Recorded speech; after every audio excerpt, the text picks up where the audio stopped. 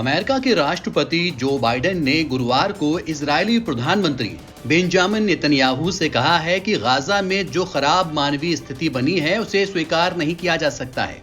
उन्होंने नेतन्याहू से संकट से निपटने के लिए कदम उठाने या फिर अमेरिका का समर्थन खोने जैसे नतीजे भुगतने की चेतावनी दी है।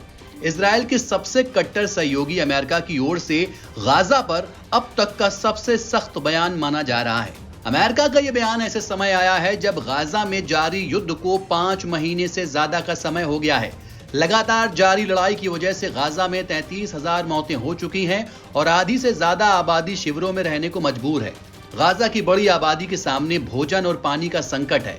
ऐसे हालात को लेकर दुनिया भर में इजरायल को आलोचना का सामना करना पड़ रहा है। इसी पर अब अमेरिका ने भी सख्त रुख दिखाया है।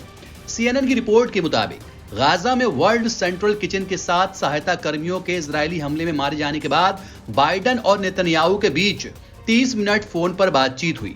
इन हत्याओं से व्हाइट हाउस के अंदर हलचल है और बाइडेन की इजरायल के अभियान के प्रति निराशा के एक नए स्तर पर पहुंच गई है।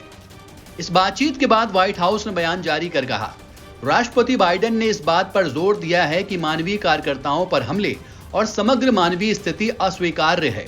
गाजा के संबंध में अमेरिकी नीति भी इस और इजरायल की कार्रवाई को परखने के बाद तय होगी।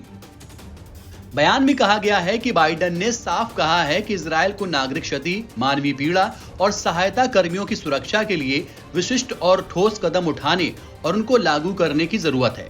फोन पर बातचीत में नेतन्याहू ने बाइडेन के सामने स्वीकार किया है कि सप्ताह 7 वर्ल्ड सेंट्रल किचन सहायता कर्मियों की मौत के लिए इजरायल रक्षा बल दोषी है।